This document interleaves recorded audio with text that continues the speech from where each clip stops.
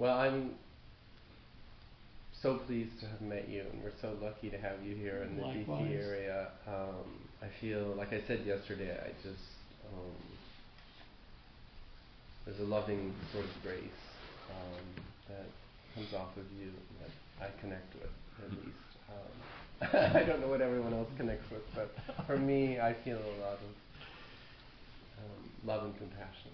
So thank you for bringing that here. I was thinking of just an informal conversation like last night, and then thinking that would lead to a Q&A again like last night. Okay, wonderful. And I don't, want to get too heady, but I would like to start with terminology in the sense that do you want to, for any words we might be using, just to let people know what sort of page we're on, could we, what is, it's a little strange not to start off personally, but I was wondering if we could start off, and maybe you have a personal story about what really captures the essence of awakening for you. Okay. And maybe we could start there. Yeah, so I think that's a good start, because at least when I talk about awakening, I'm talking about a process. I'm not talking about one-off event or a peak experience, right? I'm talking about something that changes the way you perceive yourself and the way you perceive your reality forever. So it's not necessarily something that comes and goes. It can happen this way in the beginning, obviously. I think we all been there, right? We had an opening, and then we kind of quote unquote saw reality, how reality really is, and then got co-opted by the mind again. And that happens to everyone, basically, almost everyone. But so I think the first thing is that when I talk about awakening, I'm talking about an initial shift that opens up a process, a long process sometimes. And this process changes over time. It has many elements to it. And also when I talk about awakening, I'm talking about this shift that occurs, especially the way you think about yourself and about reality, about the world, about everything else. So it's always related to the idea of self, or the idea of the division between self and object, or self and other, or subject and object. So it's always a shift related to that. If you thought in the beginning, no, I am a separate being in the world, right? I am the subject and there are objects in the world. Usually this shift and awakening changes that kind of relationship. Either the relationship weakens or it's completely collapsed. It collapsed completely. Of course, in order to collapse completely, in my case, it was a process. It was a long process. It didn't happen over time. But I think one of my first experiences, and then we can start from there, it's when I was doing a protocol. I was doing meditation at least 1 hour a day. I was experimenting different kinds of techniques and practices. So I would do one practice for an entire week, at least 1 hour a day, and then I would change to another one until I would find the practice that really fit my kind of personality, let's say. And that, I think, is a good tip. In my case, it was a very good tip. Instead of, oh, you only need to do one kind of practice, I tried many, and then I kind of say, oh, this one seems to be the one who is really helping me develop more. And in terms of development, what I mean by that is that instead of being connected to the mind and connected to concepts and intellectuality, because I'm a scholar, I'm a researcher, so I'm very intellectual. So I was always trying to conceptualize how is the feeling of not being separated, right? So understand concepts and reading books. But to me, the practices that really led me to have like a direct experience of reality instead of going through the mind were the ones that I thought, oh my goodness, yeah, I'm becoming more or less attuned to awareness. It's becoming much more non-conceptual rather than conceptual, right? So words escape. You cannot really define what awareness feels like or consciousness feels like. So it's when I started realizing, oh, okay, I'm going in the right direction, right? Instead of, oh, I have all the explanations and blah, blah, blah. But in one of the practices that I was doing, that started with Headless Way, I don't know if everybody knows. Does everyone know? Shall we do an experiment? Yeah. I also don't want to forget that I want to tease out a couple things that you said as well, but Okay. I think it would be fun.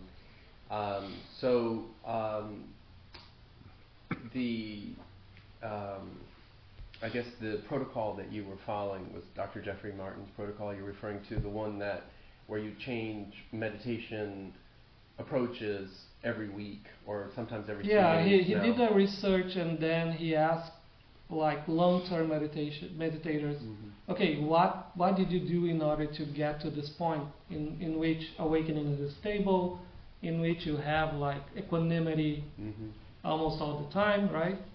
And then he realized, of course, that people always more or less do the same kinds of practices.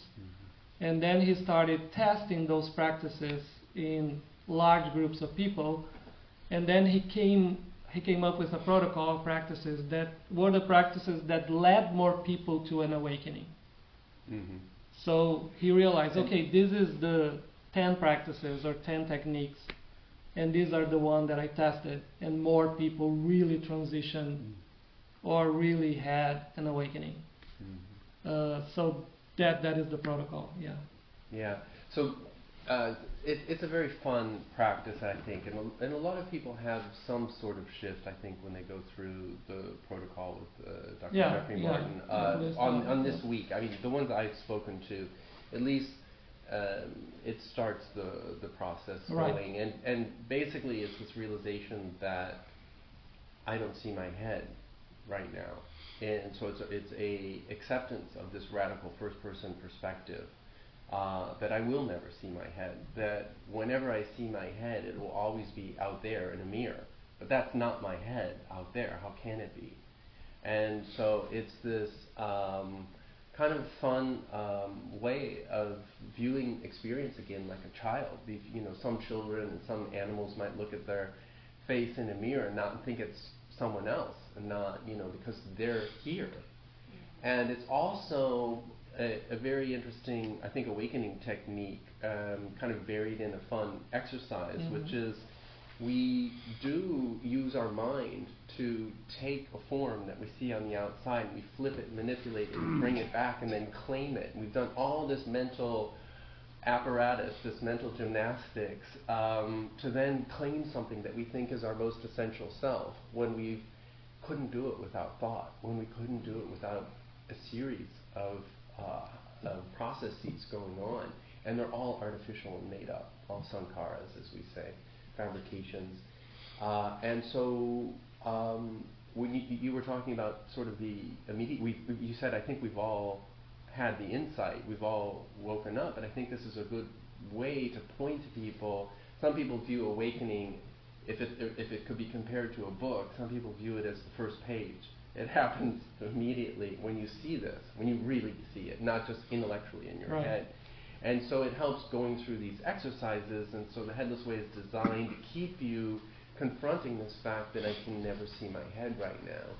And if you can just go there, if we could just point to these so-called objects in the room and see that they have shape, that they have color, that we could measure it from the point of our finger to somewhere else. You could point somewhere closer, you could point here, and you can just sort of see, point to the chest and see that there's distance, color, shapes. And then you slowly bring that finger back up. If everyone just points back, what's the distance between the end of that finger and what's doing the seeing?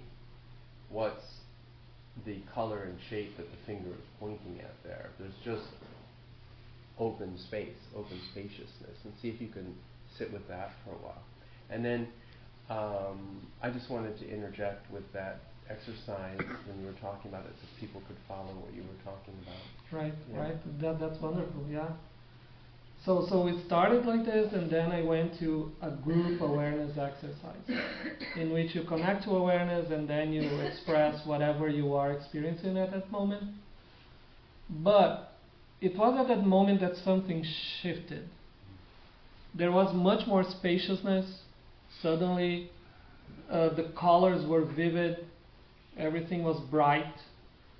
And I remember that I ended the experiment, the exercise, and I went to the living room and looked at the light, and the light was beautiful. It was like, oh my goodness, this lighting in the living room is so amazing, I thought.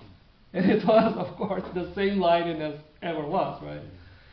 And another thing that I think it's interesting to say is that I felt dissociated. Dissociated. Not in a negative way, but in a way that I didn't feel I was my body. I didn't feel I was Luciano anymore. And one thing that happened, that it was interesting, that I hit my foot on the coffee table, and I started laughing, because the feeling was that there was a foot hurting, that it was not mine, but it was hurting. So that shows, I think, something that is very important, that for some people, they start the processes of awakening through emptiness. That's not for everyone. So I think that is important to say. It's because we have a tendency to think that all of our processes will be the same. Mm-hmm. They will start the same way, or they should start the same way, or they should develop in the same way. So in my case, for example, the fact that there was a lot of space, a lot of boundlessness, and the fact that I felt completely dissociated from my emotions, from the pain on the foot, shows that I was in the dimension of emptiness. I was getting away from form. I was getting away from the manifested aspect of reality. I was getting, zoom out, let's say. But for some people, the process of awakening starts with form. It starts with unity. It starts with feeling united to everything. Mm-hmm. So people say, right, I was looking at a tree, and then suddenly I was the tree. I was looking at Greg, and suddenly I was Greg. So that shows that it's not necessarily related to emptiness. It's more related to fullness. It's more related to the manifested aspect of reality. So I'm bringing this up because I think we need to understand that not everybody goes through the same process in the same way. There are particularities. It's everything highly personalized. Or, for example, it can start with energy. You could have a Kundalini awakening. That is another aspect more or less correlated to form, because it's energy, right? But it feels completely different from emptiness or with unity. Your body feels like it will explode. I don't know if anyone had an experience of Kundalini, but sometimes it's like a rising up of energy that you cannot control. It happens by itself, and then suddenly explodes in your head, and you have a feeling that the world is exploding. They're not all negative like that. No. I had a very positive. No, and I'm not saying that this is negative in any way, but sometimes it feels like an upsurge of energy. It feels potentially destructive. Yeah. But it doesn't. Yeah. It is not the same. But I'm only bringing these examples because for some people the process of awakening can start through energy instead of emptiness, or instead of fullness. Right? Or, for example, there is another possibility, which is starting through the psyche. Because for me, the psyche or the unconscious and the subconscious, the psychological material, is not only a side effect of awakening. Some people say, oh, so I had this huge opening, and then I saw this beautiful reality the way it is, and then suddenly there was shadow work, right? Suddenly all the material, the unconscious material that was suppressed or repressed over years started to come up to the surface. But I think this way of thinking is more related, oh yeah, I had something that is related to awakening, and then there is something else that is not awakening that started to happen. Something that is a side effect, something that I cannot control, right? Something that I don't want necessarily. And in my case, I think in a different way. I think that some people, they start having their awakenings through the psyche dimension. So it is a kind of awakening, because awakening, you are going to wake up. When you say everything. psyche dimension, what does that mean? I'm saying that everything that is related to conditioning, everything that is related to the subconscious, everything that is related to the unconscious, everything that is related to the psychological. So is that a dimension. co-opting of the process, or are you just saying it's the only way No, the what brain can in my view, okay, so that's my view. It doesn't mean that it's correct. But in my view, people usually tend to think as when this happens, for example, when all the emotions start to come to the surface, or trauma start to come to the surface after an opening, that is a side effect. In my case, I'm thinking, no, the person is just accessing another dimension of awakening.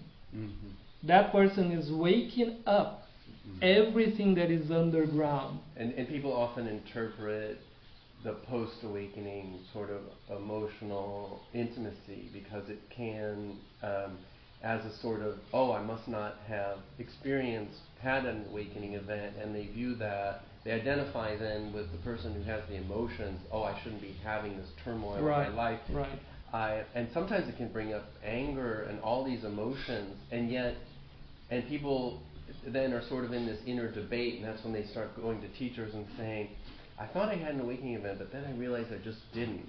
Or they won't talk to anyone, and they'll just be convinced that they didn't, and they'll just deny that whole experience. And that was my case.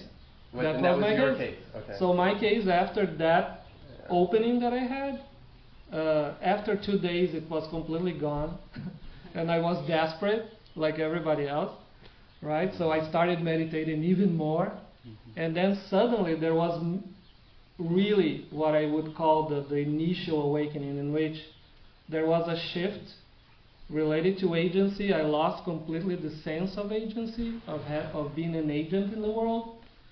I felt that everything was happening by itself, and that lasted like for 4 months.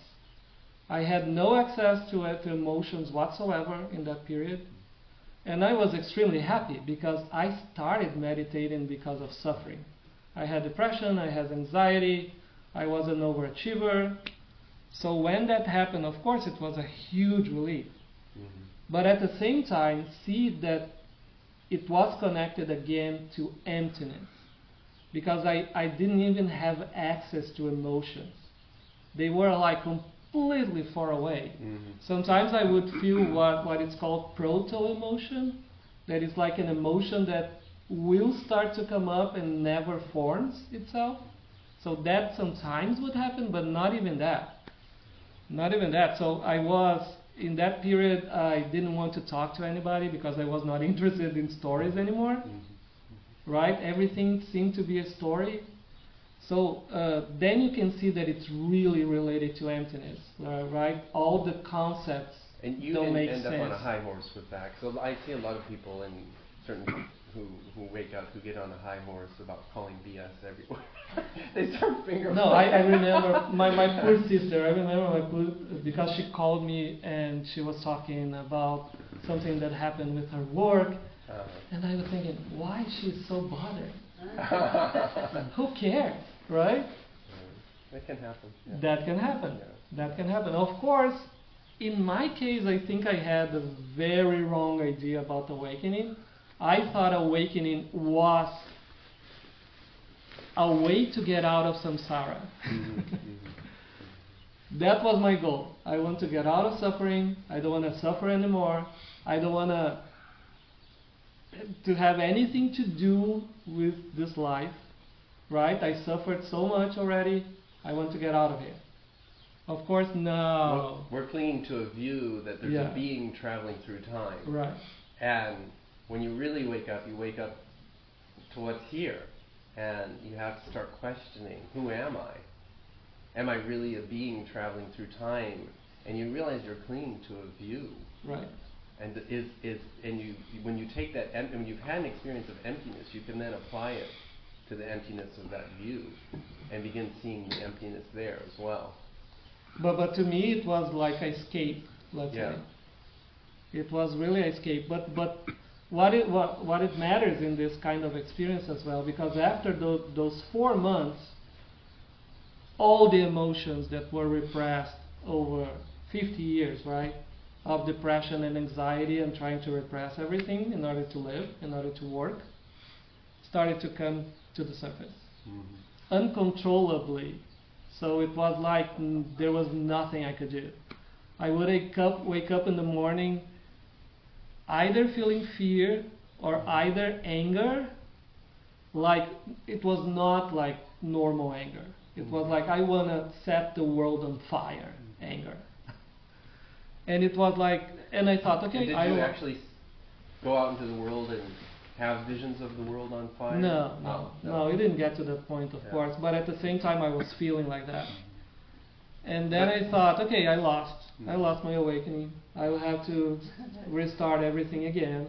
What can I do, right? I lost everything. Because all of that peace, all of that quietness, all the silence, and all the stillness was completely gone. Completely gone.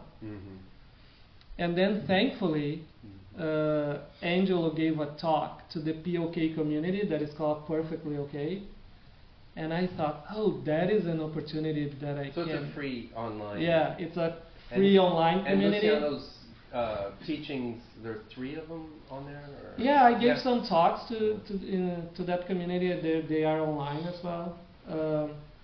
But what matters is that I was interested in Angelo. I had read his book. I sent him an email, Angelo, I want you to be my teacher. And then he said, oh, I don't do one-on-one anymore. And I thought, oh, can I say fuck? That's what I thought. Then what? And then someone told me, oh, but he's going to give a talk to the POK community. Right. And I thought, okay, that's my opportunity to talk to this guy. So I went to the talk, and then I said, Angelo, I lost my awakening. I had like 4 months of peace, and now all of these emotions are coming up. And then he laughed and said, yeah, my friend, the honeymoon is over, now it's time for shadow work, right? But again, at that time, I had this perception that the emotions that were coming to the surface were a side effect of awakening. They were not awakening.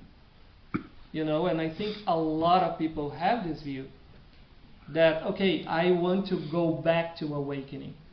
I want to go back to emptiness, or I want to go back to fullness, or I want to go back to divinity, or I want to go back whatever I think awareness is. Or what? Often inquiry helps there. Like, what was doing the emotional suppression and repression prior to awakening, and what has shifted permanently, where there's no sense that you can even repress or suppress an emotion No, it's anymore. impossible. There's only expression. But more importantly, I started realizing that that is also awakening. That is not different than awakening. You are just waking up another dimension of awakening. Just like you are traveling through emptiness and understanding everything that is related to emptiness, that is part of reality. Everything that is related to form, right? Life, the manifested aspect. You are also going to travel to all the aspects related to the psyche. And all of them will give you a perspective in terms of what reality is. For example, if you travel through form, right? Through the manifested aspect, you may start having feelings of unity consciousness, right? You will feel, oh, I am this person, I am the tree, I am the sky, and then suddenly you are everything. So if you're going through that thread, it gets to the point in which you would say something like, oh, there is only life. There is only the universe. There is not even yourself anymore. Right? So it usually starts very locally. The feelings of unity will be with this object or with someone that is close to you, and that expands to the entire universe. And then you suddenly perceive, oh, I am life itself. But it also always gets to the point in which self is really rarefied, and then you say something like, oh yeah, there is only life happening, right? But if the herd is just the herd, yeah. But if you traverse through the thread of emptiness, it also really starts with little things. You look at an object and suddenly you realize, oh my goodness, that object, I don't even know if it's here or not. Mm-hmm. Then suddenly it starts related to yourself, right? I don't even know if there's a self. But that expands, and then suddenly the world starts to fade, and then suddenly there is only emptiness. Yeah, suddenly the Buddhist path kind of goes that way. Yeah. Usually beginning with anicca, sanya, right. which is impermanent. So looking right. out at the object world right. and becoming disenchanted with it and seeing through its illusions, and then usually people turn back to the self. But it can happen the other way. It can happen the other way as well. So, yeah. But it always gets to the point. Let's imagine that you go deep into emptiness. It always ends in, oh, there is only nothingness, mm-hmm. right? Mm-hmm. Just like the other side in which you would say there is only life, there is only the universe. The other side you say, oh, there is only emptiness. But if you traverse mm-hmm. through the thread of the psyche, through the thread of conditioning, you will end up saying something like this, oh, everything is just the result of my conditioning. Mm-hmm. All the world is being constructed through my conditioning. Everything is the product of all of my views, all of my dreams and hopes. Right? So it is another thread of the awakening itself. Mm-hmm. It's not a byproduct. It's not something that you need to get rid of. And the only way, when that thread comes up, for example, the only way is to really go into the thread. Just like if you have an opening related to emptiness, what usually people do? They sink into the silence, right? They sink into the stillness. And suddenly there is more and more silence, or more and more stillness. The same way you do with the thread of the psyche. If that is the thread that is coming up, of course it's very uncomfortable. But every single emotion can be a gateway to get to something more profound. Because since everything is the same, right? Ultimately, these dimensions of reality, emptiness, fullness, whatever, they are not separate from each other and they are not different from each other. You always will get to the same point, which is pristine awareness. Do you think there's a sort of descent that people's initial awakening gets co-opted, at whatever layer it is, it gets co-opted by the mind, and so the mind has to work with views and beliefs, right. and you sort of wake up the mind first, and then usually people sort of descend, but not always, and through the heart. Some people may start with the heart and then cognitively wake up, or some people, like you said, energetically, but generally there's a sort of top-down descent into the body. So generally speaking, because as a scholar I'm also doing a research on the process of awakening. So I already interviewed 102 people, and they are spiritual teachers, they are long-term practitioners, they are supposedly to be in a late state of realization, let's say. So it is usually the case that the first part of the process is about deconstruction. And it's usually the case that the first part of the process is about transcending, is about getting distant from reality as we understand reality, matter, energy, yourself. So in this deconstruction, you are deconstructing all the ideas that you have about yourself and about reality. Mm. Everything that you always thought you were, everything that you always thought about life, about that this is an object, right? That the concreteness of the world. So this is the first part of the process, and usually happens through dissociation in a way. You get distant from it. Because in the beginning, of course, we are highly identified with ourselves. We are highly identified with our lives. We always think, oh, okay, there is life that's happening to me, is affecting me, right? There is an outside world that is affecting my internal world. And of course, you need to get out of this view, and the only way to get out of this view is separating yourself from this view. That's why usually the beginning of awakening is really the creation of the witness, right? People call even witness consciousness. Observer self, or Observer. The mindful practice can get so strong that you're just constantly observing everything, and eventually the witness self. And this is deconstructs. important because you have to stop being so identified with everything that is going on, right? If you thought, oh, I am my thoughts, I am my emotions, the only way of starting to deconstruct this idea is to separating yourself from that. Mm-hmm. But, there's a big but. It gets to the point in which everything comes together. If the first part of the process is about, okay, I'm getting out of this, the second part of the process is coming together, putting everything together. Emptiness, fullness, your psyche, the idea of self, the idea of no self, the idea of existence, the idea of non-existence. From transcendence to inscendence, we called it last night. We called it inscendence, yeah. So it's bringing back. So everything, for example, in my case, I didn't know that, of course. So in my case, what happened is a long period of deconstruction, but I alternated between these dimensions. For me, it was not like, oh, first I had this long period of unity, then I had this long period of emptiness, and then everything come together. No, for me it was like I had a period of unity consciousness, let's say, feeling that I am everything, right? Feeling that I am the universe. Then I would go to a period of emptiness. Then I would go back sometimes to fullness, to life. Then I would have a period related to the psyche, when I would have to deal with emotions and trauma and everything that was suppressed.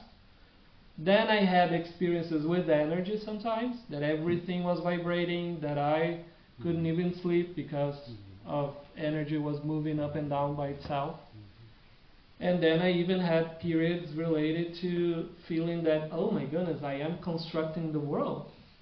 The world doesn't exist, it's just I am constructing in real time through my conditioning. So that is also related to the psyche.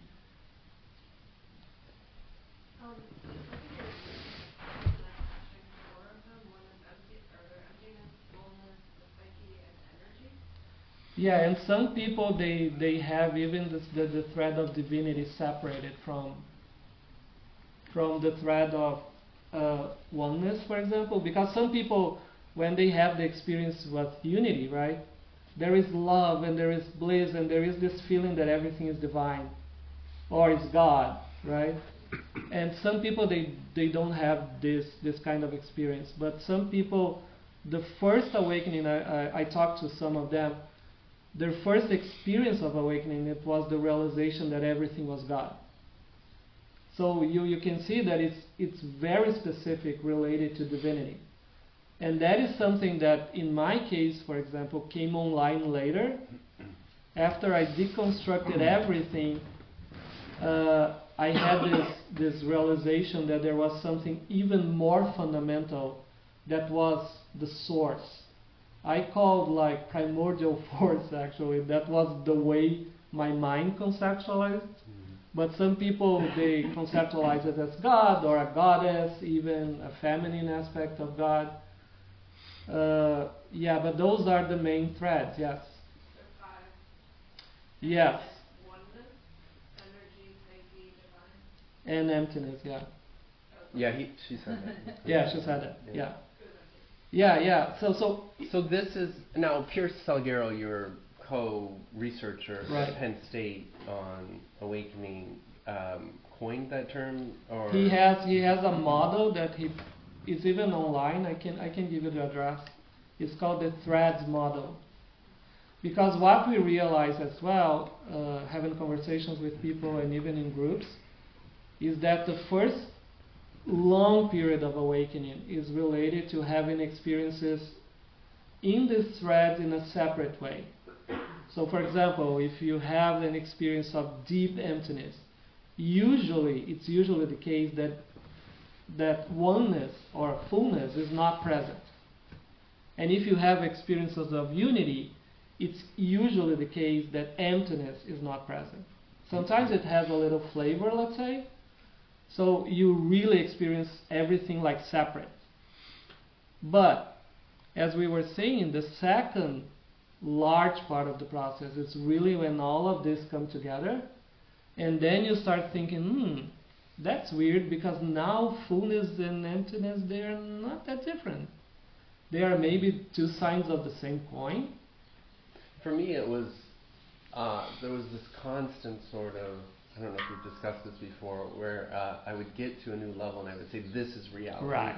And I realized, that's like an Exactly. ego talking, trying to name reality and define the foundation of reality.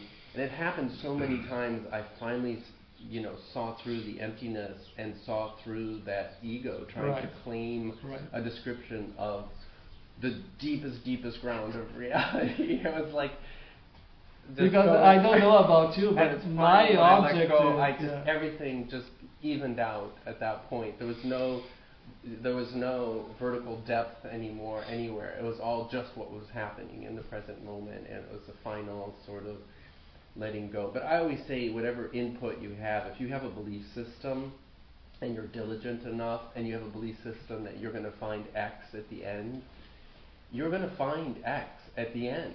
The input always determines the output. But when you stop inputting, any view whatsoever, that's a real game changer. When you really but that took me a while as well. It takes a while. Because I think you are more or less like me. I wanted to know the truth, right? I wanted to know the truth of reality about myself and about the world and about the universe. So I always thought that going through this process, that's what I would find. What is the ultimate truth? And then, of course, when I was, for example, in the thread of oneness, that was the truth. Mm-hmm. Oh, I am everything. Now I understand. Yeah. I am the universe itself. I am lifening. But when I would go to the thread of emptiness, oh my goodness, it's so obvious that nothing exists, that I don't exist, that everything is a creation, everything is a construction, right?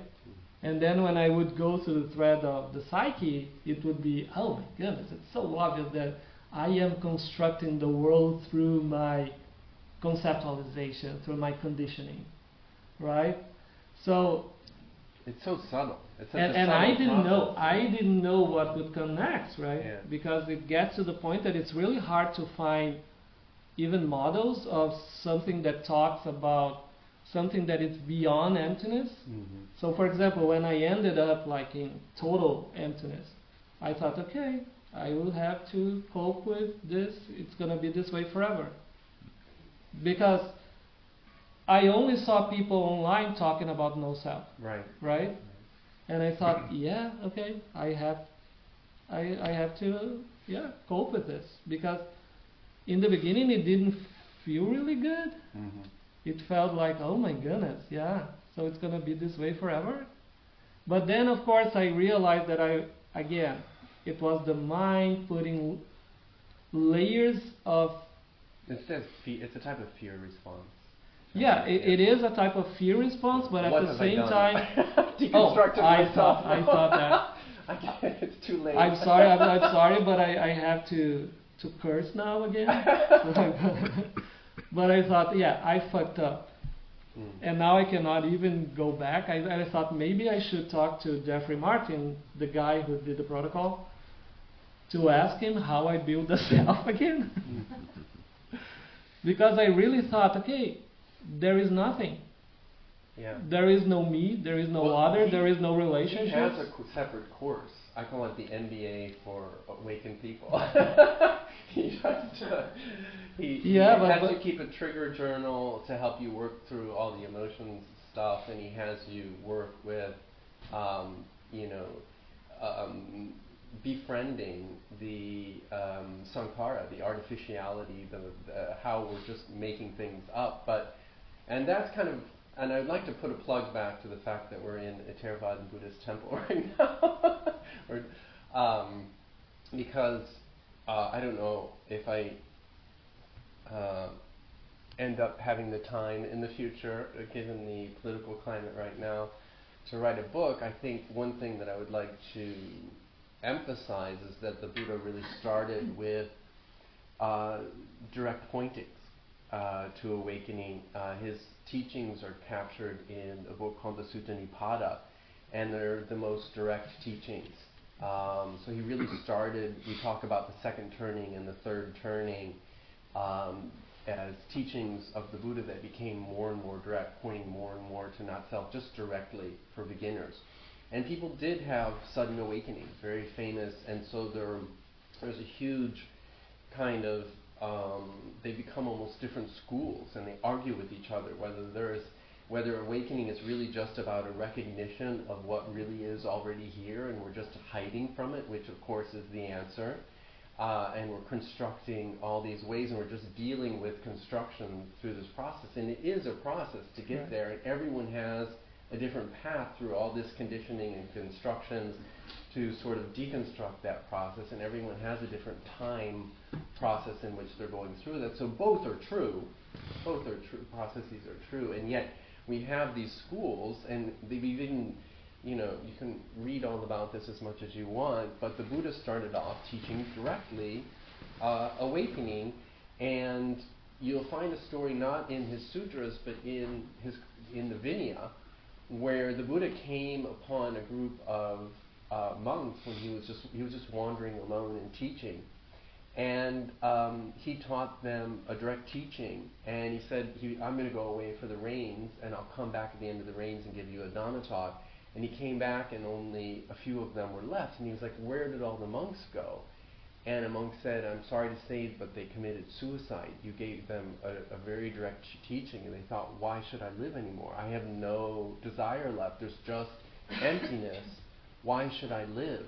And the Buddha was horrified. Very shortly thereafter, there was a very wealthy merchant, a banker, Anathapindika, and who gave a lot of money so that the Buddha could establish himself in the center. And he started teaching much more progressive teachings at that time. And he really emphasized the progressive path. So in this tradition, we do emphasize the progressive path, but and so there is a sort of map of it's a very clearly articulate, very technical, progress-focused path. And we do start with things like generosity, practicing, and sila, taking precepts, which we take, and learning the path of goodness, because it really is helpful when you're going through emptiness to have a sort of form and a structure, sometimes to fall back on, and have a community as well, and have 3 refuges, including the third of community, to fall back on. It sort of softens those difficult moments that modern people are going through in secular traditions. Right. They're going through this, but we have online communities now, which are wonderful. But the Buddha did have develop as a teacher, and I think through his own teaching trauma. I think we could call that teaching trauma. He reacted and created and emphasized a much more progressive path. Yeah, and I think that's a very good point, because especially when you start really going through the dimension of emptiness, what happens is absence, right? So it's absence of emotions, it's absence of concept, but it's also absence, for example, of motivation, it's absence of energy. So if you really feel energized when you are connected to unity, for example, because it's life, it's energy, everything is vibrating, when you go through emptiness, it's the other way around, because it's the absence of everything that was present. And in my case, for example, yeah, there was no will. There was nothing to hold on to. But I think what it's important to say as well, that number one, it is part of the process. Number two, it is just a step of the process. It's not the entirety of it. And it's not the goal. Let's say it's not the final goal. Right? It's just for you to understand that there is that aspect of reality, which is the unmanifested, right? It is also functional in a way that helps you deconstruct all of the ideas that you had about yourself and about the world. Also, it's extremely helpful in order for you to not be so identified with everything. Because when this part of the process ends, and it usually, it's not always the case for everybody, but it's usually the case when everything is deconstructed and you think, okay, I hit the bottom, let's say. Now I know what is the foundation of reality. Everything comes back. Self, trauma, life, and then you start seeing, oh my goodness, emptiness and fullness is the same thing. Life and no life is the same thing. Existence and non-existent, form and formlessness, self and no self.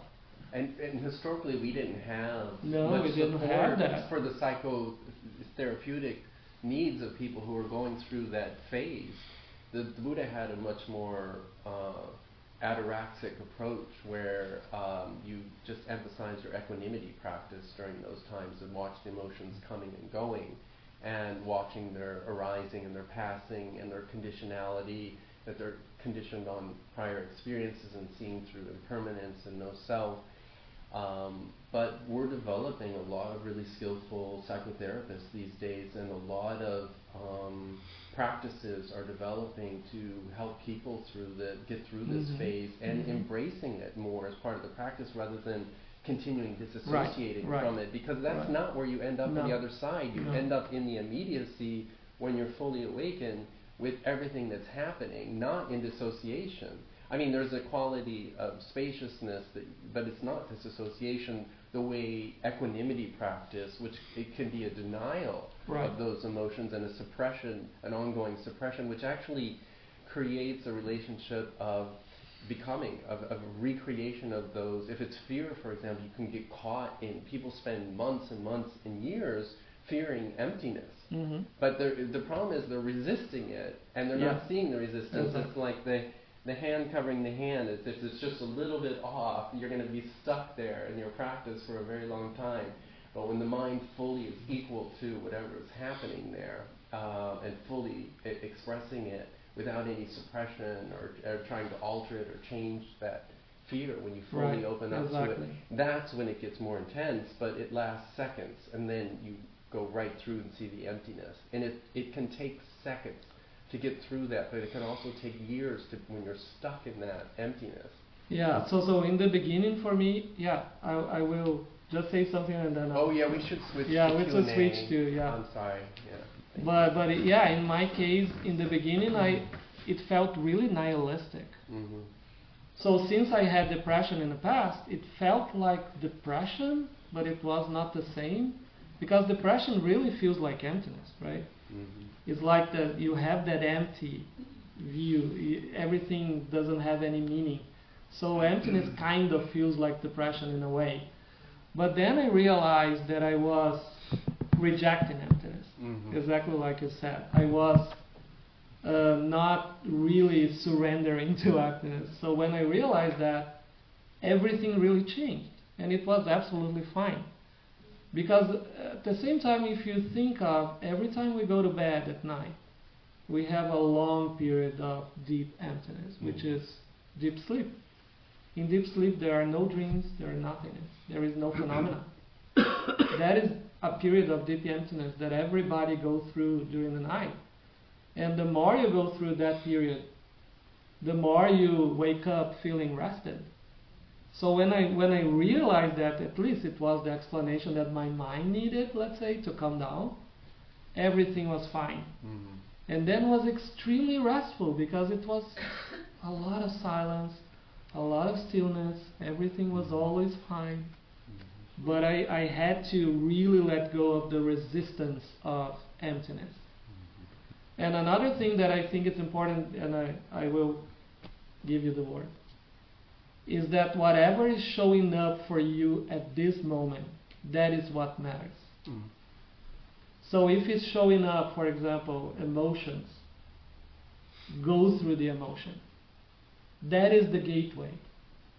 If it's what's showing up is something like, yeah, I am in this profound, I'm feeling unstable.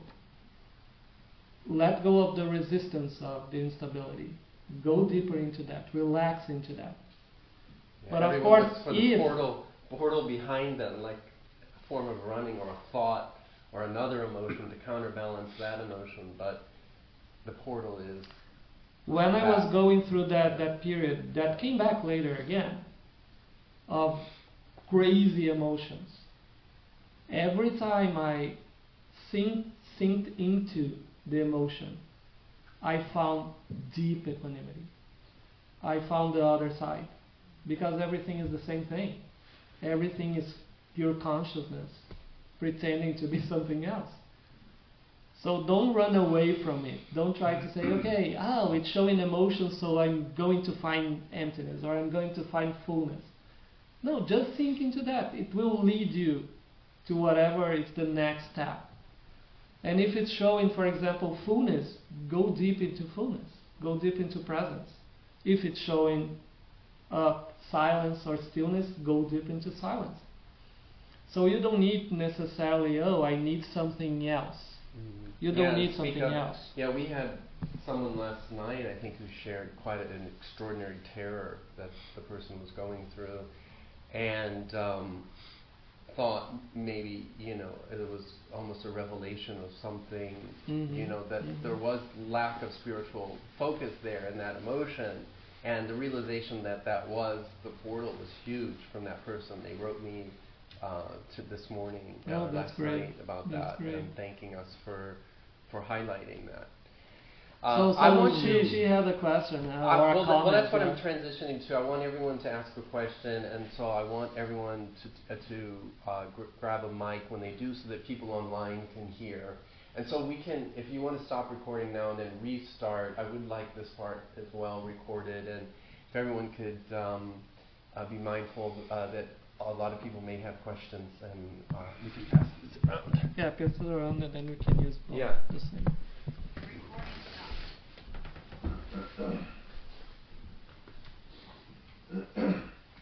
Mine will be very quick. Can you record now? Yeah. I just want to thank you for this talk. It's quite amazing. I feel very inflamed with your energy, and I totally like it state. Thank you. And I love it because I think that helps us all to go people who vibrate on high frequencies. Actually, they help to pull everyone up. So thank you so much for that. And I would like to just ask how to get in touch with you. Like, do you have any presence on any of the social media or anything to research your talks? Yeah, so I'm not a spiritual teacher. So let's put right away. Not because of anything. It's just because it didn't happen that way. So, but I have some videos online that I've been interviewed, for example, on a podcast called Endless Possibilities. And also Max Hug interviewed me, and I talked to all of the process and all of these ideas as well. And then the Perfectly OK community. The Perfectly OK community is an online community that is free. You just need to send an email to the moderator and it will give you access to it. And then there are hundreds of talks. Yeah. All kinds of spiritual teachers that you can imagine.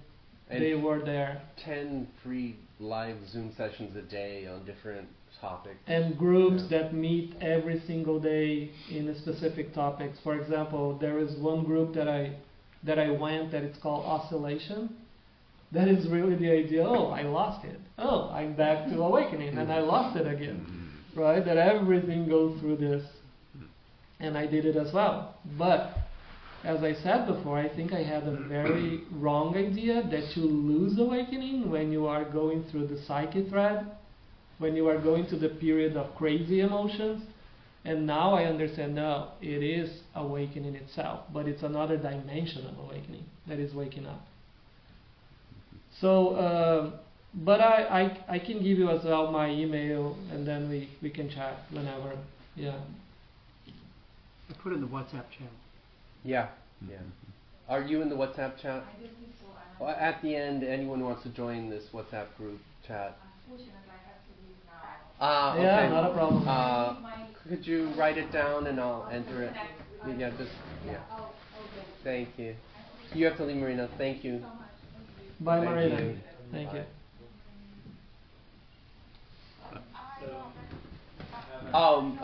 Melanie started talking at the same time. Greg grabbed the mic. Yeah. Go ahead, Melanie.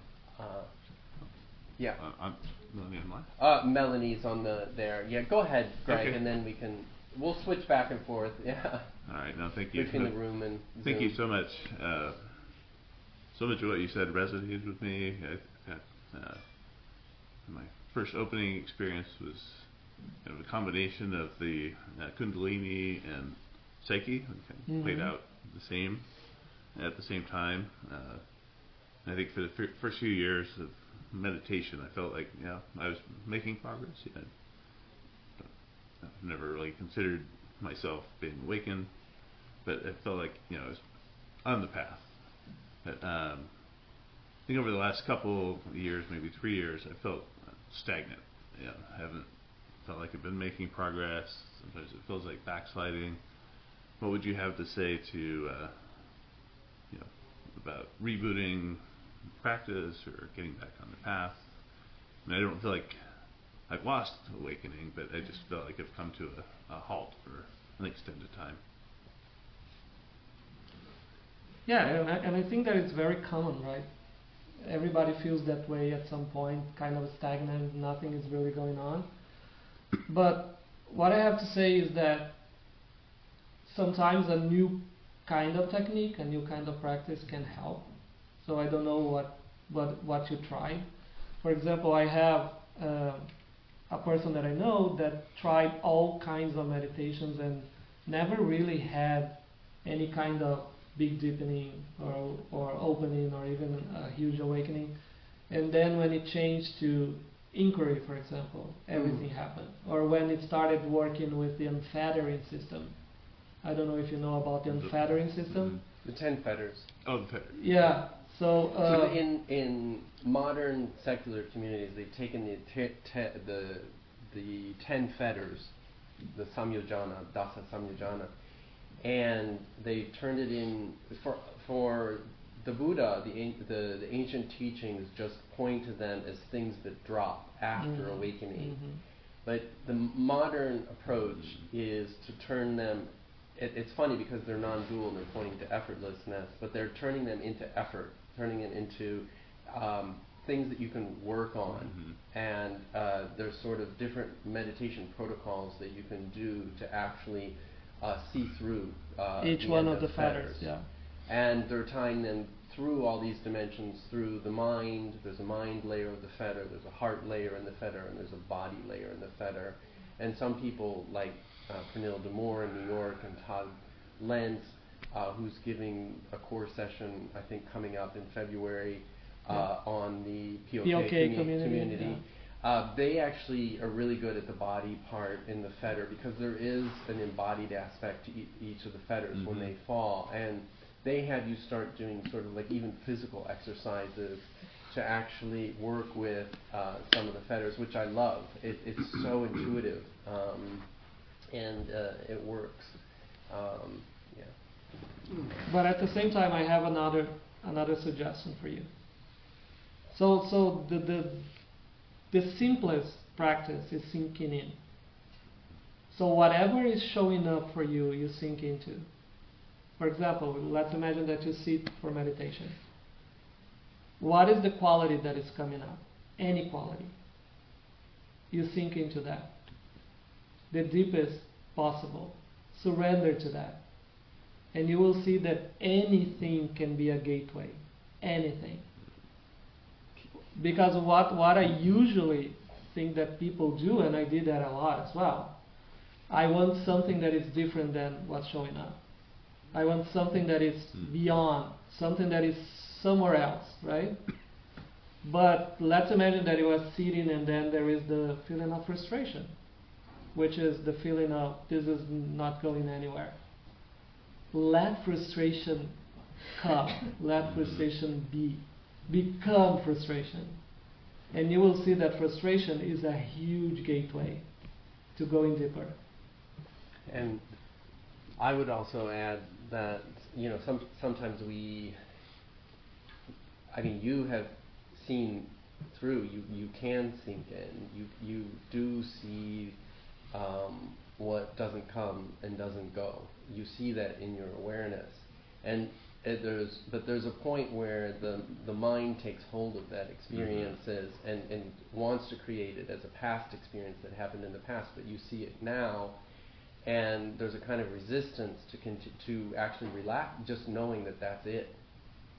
And and there's that striving part that's still there that wants it to be more than just that, than just what's rising right here. And it's craving for that peak experience, because we all like the adrenaline of our teenage youth and our 20s, and we're all looking for something more, and we do have to relax that striving part of ourselves, and we have to see through that emptiness as well. And so continued inquiry into who's doing the seeking, what's doing the seeking, who am I, what am I, and just continue that deconstruction process, and also continue that balance of sinking in. Sinking in is just another term for samatha. And the questioning and interrogation that goes on is just balanced with vipassana, or clear seeing. Those two things are still just reworded in the modern parlance right now, but they're always in some sort of balance with each other. And so I would challenge that view that you're stuck. And ignite some really deep questionings as well. Everyone has a dangerous question hidden within them. We all do, and everyone has a different dangerous question. But when you ask it, you'll feel the ego will retract and it'll contract. We were all, you could liken this experience of unity and oneness to being like a child, once again, when you really have that open perception that there's nothing that can really close itself off from the world. And we all kind of have this moment, and everyone's a little different, and you can call it trauma. It's a different way about talking about trauma, where we all contract. And we start identifying with the contraction rather than the openness. And then we get another contraction when something else happens. And that's really our experience of stress. We create identities around, multiple families of stress, of, even the stress of just identifying, seeing yourself in the mirror and doing all that work I was talking about bringing it back. We are constant state of construction through these stress nodules of contraction. And just being able to see that, and seeing the fabrication and the made-up nature of the whole thing, and really relaxing with that when that's happening, can be incredibly powerful way to shift and to stabilize. I started off with a sort of infinite patience in my path, in the sense that I really felt deeply into that this is going to be the lifetime in which I wake up fully, and yet at the same time there was a sense of urgency. There was a sense of infinity, that I'm going to stay at this until it happens, no matter how many lives it takes. And I remember having that, and that was a very deep feeling inside of me, and I wonder if you could sense into that as well, to have both the patience and the urgency and that balance in your practice, to continue challenging yourself at the same time as resting and settling in. Yes. No, the person on there. Oh, yes, right. Yeah, the person online.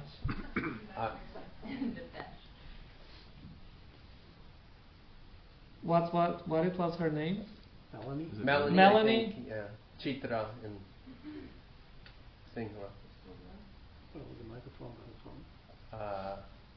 Or anyone else online want to say? Hello, Robert. Hi. Hi. My question is, a lot of times we put so much effort on meditation, but isn't that Buddha says you have to balance all three, all three. Dana means giving, sila means morality, and the meditation. You have to balance all three at the same time. If you do one thing, all the time, you're not going to get what you want to. So that's what my experience is. Like, there is something called Panchabala, and five powers. It's like, first one is confidence. It's called Shraddha. The second one is effort. Then mindfulness, concentration, and wisdom. So if you're weak in one area, you have to improve the other area. Let's say if you're not good in, sometimes, all these PhDs, they do meditation, but at the end, my husband is one of them. So you do all this, you try to understand it intellectually, but if you don't have that real confidence what you're doing in Buddha, so you may not reach what you want. So all five of them has to be balanced. So doing meditation all the time may not give you good results. Am I correct, Robert? Well, he asked you. So you're describing those three elements, but those three elements evolve over time. Dana just becomes the wisdom of letting go, of not having any acquisitions, of not being able to own anything, even owning a self, not laying any claim there. And so, yes, Dana is an establishment of openness with community, of seeing sensitivity to others' needs. Some people get so focused on their meditation path, and my house has been open to very advanced meditators over the years, and one of them was so obsessed with his meditation path that he couldn't, see anything going on around him whatsoever. He was so obsessed with his path. Very dear soul that some of you know. And he's now a monk, and so he's getting away with it even more. But, I encouraged him, I called it, service or dana, or, contributing to the household. Looking out for the needs of others can actually be a wonderful way to balance that obsession that you were talking about earlier. It helps you wake up to the fact that, oh my God, I've been obsessed with myself my whole life. Some people, when they wake up, they have this realization. It's like, and it's completely made up. And That's the cause of my suffering. So yes, of course, dana is that openness, that external openness. Some people wake up in that direction, and it can become much more refined than just giving anything physical. It can be, compassion itself. And so, goodness, seeing that other people, it's a way of expressing a heart emotion of openness to the world by restraining ourselves from killing, and offering people safety in a community like this, that we're not going to lie, cheat, steal, that they're safe. It's a way of practicing protection and offering protection to others, and so compassion and wisdom. So yes, balance is important. Anything else? Anyone else? Deepesh? Yeah, so as you mentioned that stage of bottoming out. So as meditators, Can you hold the mic closer? I'm yeah, struggling to. Okay, thank you you. mentioned a stage called bottoming out. So as meditators emerge from this cessation or bottoming out phase and begin to reconstruct, let's say, their predictive mind, some teachers have called it special state or programming state or rebooting mode. Robert, you mentioned, back in the day, we would just observe impermanence, but there are modern psychotherapeutic modalities now.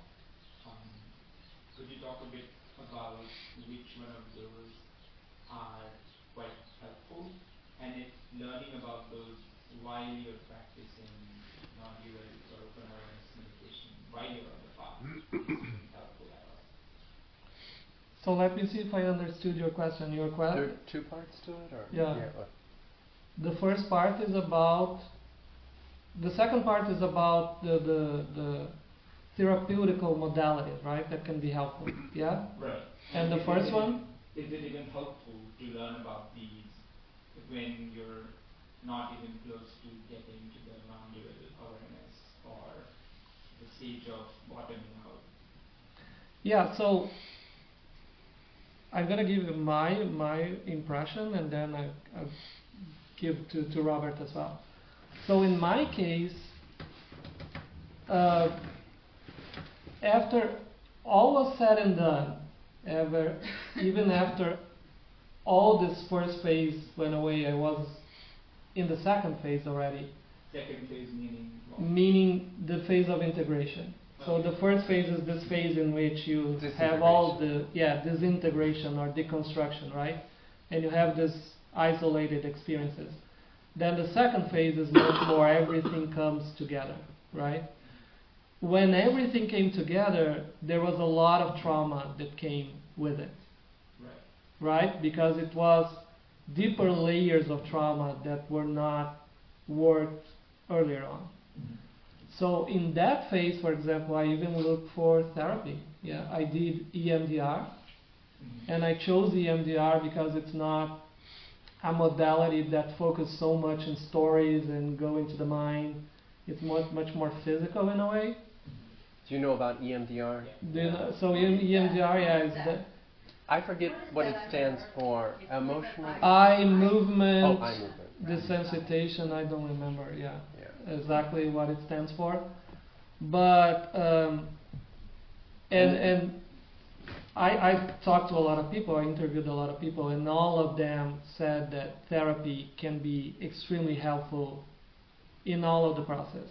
It depends on how you're going to approach, because there are some therapies that they try to reconstruct the self, right? They are based on the idea of having a self, a strong self, and a highly identification with the self. So that's why I chose EMDR, because it was much more body-based. Sometimes people they choose TRE, which is trauma release something. I don't remember what it stands for. Trauma releasing exercise. Yeah, but it's much more body-based as well. Right, that it helps release trauma, and that is trauma that is even connected to the tissue. So I'm completely in favor of anything that is needed in order to help you out through the process. regarding the first question, what is the first question again? I forgot the first question. Yeah, so you answered both of them. I was basically asking if learning about these concepts in advance is a good idea, and then Yeah. Learning which concepts? The concepts of body and out? So, for instance, I don't know about EMDR, but in CBT you learn that your thoughts result into feelings and then action. So while you're going to reconstruction phase, you can use that wisdom to do reconstruction properly, or you can be aware of cognitive distortions you have. But I was wondering if learning about those in advance is even helpful. And you said it's helpful to keep learning about So for example, some people, they start the process of awakening through the psyche dimension, right? Through trauma and emotions. And they are thinking that they are not waking up. Right?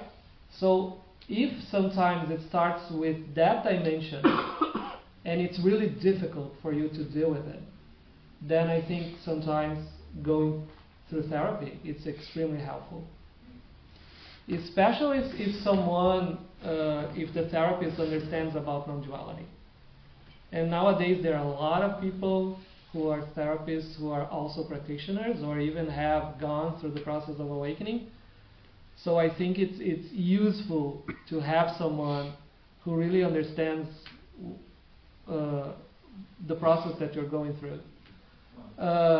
Yes, but again, I think a lot of people think, oh, I'm going through all of this trauma, and that is what's obstructing awakening. And then I keep saying, well, but maybe your awakening started through that dimension. Maybe that's your awakening. You already had an awakening, but it's an awakening that it didn't go through emptiness or fullness, you know? So yeah, I know that it's a completely different take on awakening, but at least I'm providing something that I've been thinking of. I've done EMDR. I have had profound experiences with it. If anyone has questions about it, I'm happy to share afterwards. Yep. And there's also something called brain spotting. Brian did that and found it to be even more powerful than EMDR. And there's an awakened former monk who does that in England, and he works virtually apparently as well. Some psychotherapy will inadvertently, because it's coming out of a tradition where it's just trying to soothe you and suppress the self. So there are very few fully awakened psychotherapists in the world, but everyone talks about Chelsea Moot as being one of them. She happens to live in Virginia, but she's booked apparently for months. But every once in a while, I've had friends who just say, I'm going through this really, rough patch. If you have a cancellation, can you talk? And some people, even just one session with her, have had, I don't remember whether anyone in this room has met with her, but you have, and I think Brian has as well, before she hit it really big, and now she's just really got a long list. And some people, my friend Tatiana in San Francisco does psychedelic assisted therapy. I can't think of ketamine. She used to do ketamine. Does she only do PCIP now or PSIP now? Yeah. So she works. She's a medical doctor, and she's got a license to do this practice, and she specializes in pre-verbal trauma. So there's a difference between the trauma we can experience today as verbal adults and the stuff we experience when we're children, obviously, and that's harder to get at.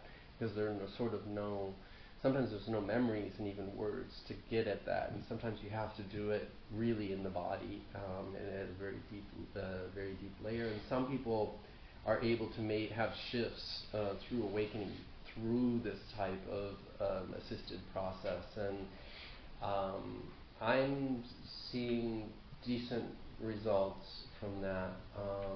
But I would just caution you. Again, someone who's only trying to calm your nervous system down and suppress that, because you do end up having to work with that trauma, and it has to come to light, and someone who can help you orient towards that. In my guided meditations, as you know, I guide people towards what's disorienting in the practice, and to orient towards the disorientation, because that's usually a sign that we're getting out of our head focus up here, which feels sort of normal, right? It's our normal now to orient through the unity that the mind is creating for itself, that it's a being traveling through time, collecting experiences, when in fact when we start seeing that, it's fabricating, that it's pulling the curtain behind Oz back, and seeing that process can be very disorienting in meditation. But there's also more restfulness there, because you're not constructing that, and so you can actually sink in. You eventually you orient towards the disorientation, but then you sink in paradoxically into that disorientation, and so and that's when you're going to start bringing up some of this trauma work. And I went through this process 20 years ago, so. And I did it in a Theravadan practice where I was meditating, 18 hours a day, and I was a healthy young man, and I could sit there, but I went through re-experiencing like it now, the 8-year-old boy who was drowning in an ocean and didn't have anyone around him, and those horrible life traumas are just right there, and you meet them with, as for me in my case, that boy, but also with that full open wisdom of who you are in your meditation practice. And it's a kind of an encounter of the limitlessness and the limited all in one space, and it's the integration practice that's happening, but through trauma. And I knew that was the way, because I was seeing unwinding of all these traumas, and I did it through, I think, the way the Buddha meant to teach Samadhi. Remember, his first teaching really, or second or principal teaching, was through terror. The monks were experiencing a lot of terror, and it's called the Fear and Dread Sutra, and he taught the energetic practice of samadhi to stabilize and to release, because it's both integration and disintegration happening at the same time in the samadhi practice. It's not some crazy state that you're artificially creating in your head or that you can't do. It's whatever's arising, it's opening up to that as that, and not repressing that. That is the samadhi of the moment. Like I said, the mind is one hand, and the body or the energetics is the other. It's having them both together without any resistance or offset or a desire to change this or that, but being that. And so that's how I healed. And I later learned about IFS, which also talks about the 8 C's. Internal family systems. Internal family systems, and I realized there's an app called IFS app, and it's an AI generated app, and it actually takes you through a session. So you could be, cool. And I found it really incredible, and I wish I had known about these tools at the time, but I did have a softer and more realistic understanding of samadhi and how it was an unbinding process and necessary. And that what I was going through was what I was going through, and it was part of the process. And I had, at the time, I was lucky enough to have 5 months of silence and then another 3 months of silence. I was able to go through that process in the time that Robert needed to unbind. So I would recommend those as well. Yeah, can I just make a comment? So I think it's good for the recording, if you need help, look for help. Yeah, that is really important. Don't be alone. Don't feel alone. A lot of people go through this process feeling loneliness. Oh, I have nobody to talk to, right? But we have the example of even Adyashanti, who publicly said that he's taking medication, right? Mm-hmm. He had to deal with his PTSD. So the process of awakening, really, you have to deal with everything that is hidden. And sometimes it's quite difficult. So looking for help, yeah, it's extremely important. Don't wait until the moment in which, yeah, I'm desperate and losing my mind. No, look for help. Talk to someone. There is a guy named Sanjay Manchada, which is we can share as well. He's extremely skillful in helping people integrate. He's a master in integration. He has groups even that are more affordable, that you go through the process of integration together with him. And I did those groups at some point because I was feeling, yeah, that I needed help. Integration means the reprogramming, right? Yeah, integration means dealing with whatever is coming up in a way that is not suppressing or dissociating from it. Yeah. Right? In a way that skillfully you integrate that dimension of experience into the process. So you are not run away from it, you are not hiding or putting under the rug, you are processing. Thank you. Yeah. Amy. After Amy, maybe we'll go to one more person online, and then we'll end. That's fine. Yeah. No. I want to do Okay. at least two more. Hi, Amy. What's it's 11? 18. 11:18. Yes. Oh wow. Yeah. I'm We so need to- sorry. we need to, I Time Can I flies. just ask my question? Yeah. Of even course. though we don't have Of time course. to fully Yeah. answer it. So I am really intrigued that you've interviewed all these people that are Oh, yeah. awakened. And I was curious, like, how do you determine they're awakened? Is it they tell you they're awakened? Do you perceive that they're awakened? And then the second part of my question is, as somebody that bottomed out like 23 years ago as a result of being an addict and have worked extensively with people that have kind of gone through this process of reintegration through recovery from addiction, I was curious if you had interviewed anyone who had awakened by that journey.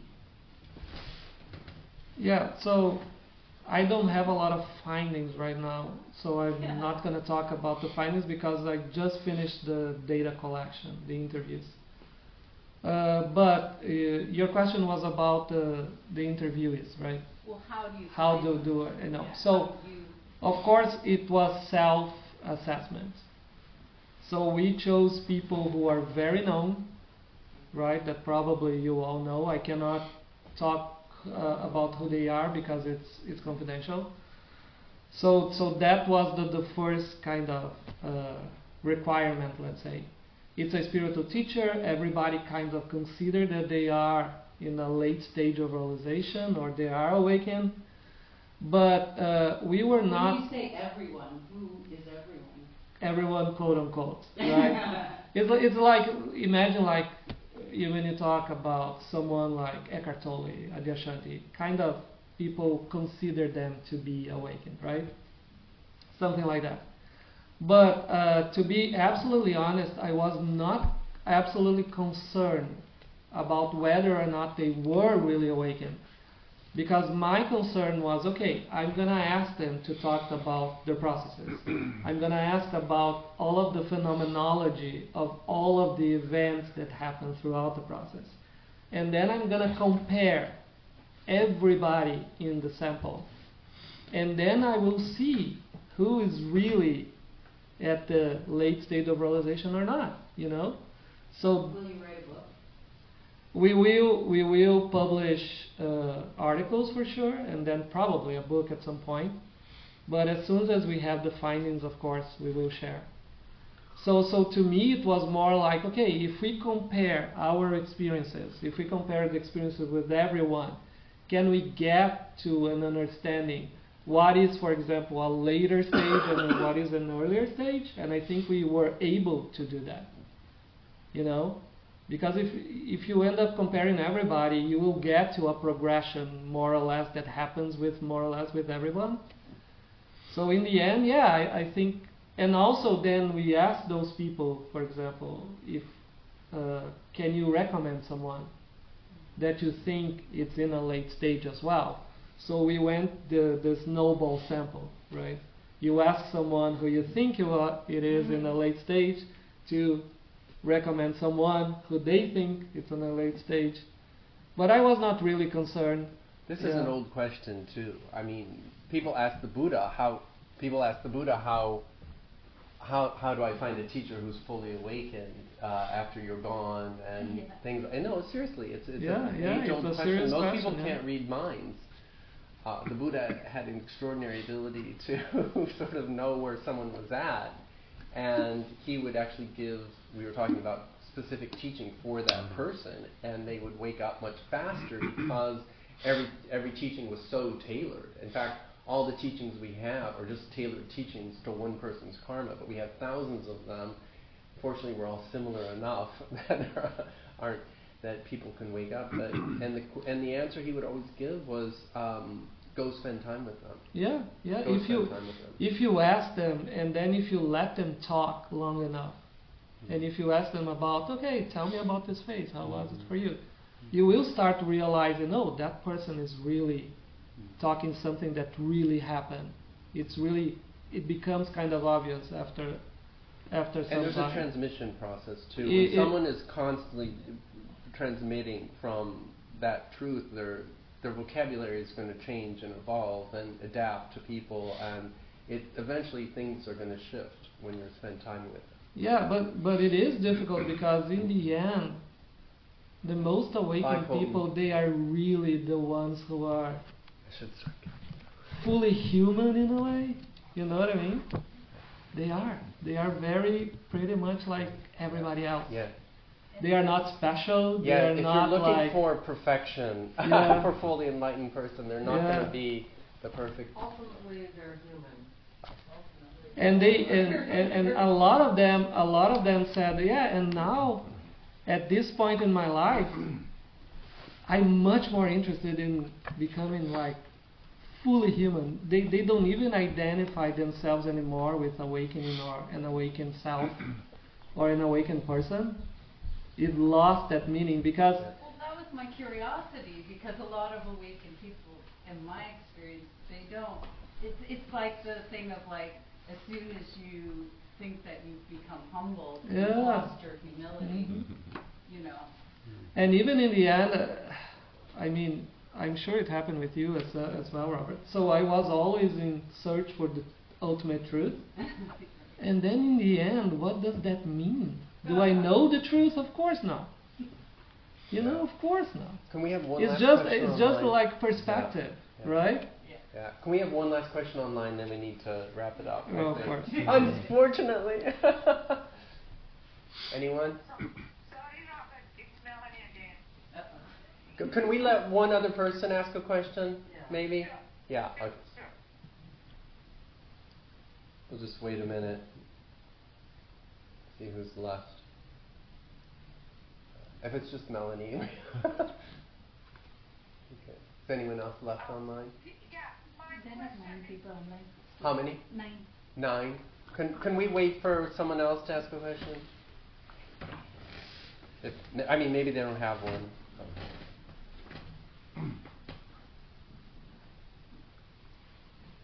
Okay. Maybe no one else has a question. All right, Melanie, your last question then. Yeah, this is something similar question to the lady who asked the question, how do you find who is really awakened? You're following Buddha's way of finding how to find awakened person. There is a way to find an awakened person has eliminated 3 fetters. At the beginning, when you stream entry, you eliminate 3 fetters. That means you are into the system, entry to the stream. So there is a way to find it, but if somebody, Robert can tell, I'm sure, what are those 3 fetters that you have to eliminate too. Right, but most people can't read another person's mind. That is an important point, that a lot of people see awakening as something that you acquire, but it's actually things that you lose. It's actually you're the least person in the room when you're awake, and you literally not the most. And it's weird because this tradition sort of puts them on a pedestal as being more, but they're actually less. And so the Fetter's model does reinforce that very true view that it's the absence of acquisition. The Buddha has a whole scale of things, of acquisitions, and the last acquisition is the loss of acquisitions. There's no gain there. Yeah, and what we've done in terms of research, that we got people from all kinds of traditions, because we wanted to really know if there are similarities independent of tradition or lineage. Mm-hmm. So we have Theravada, we have Zen, we have... Well, that's also why I asked about like the recovery community.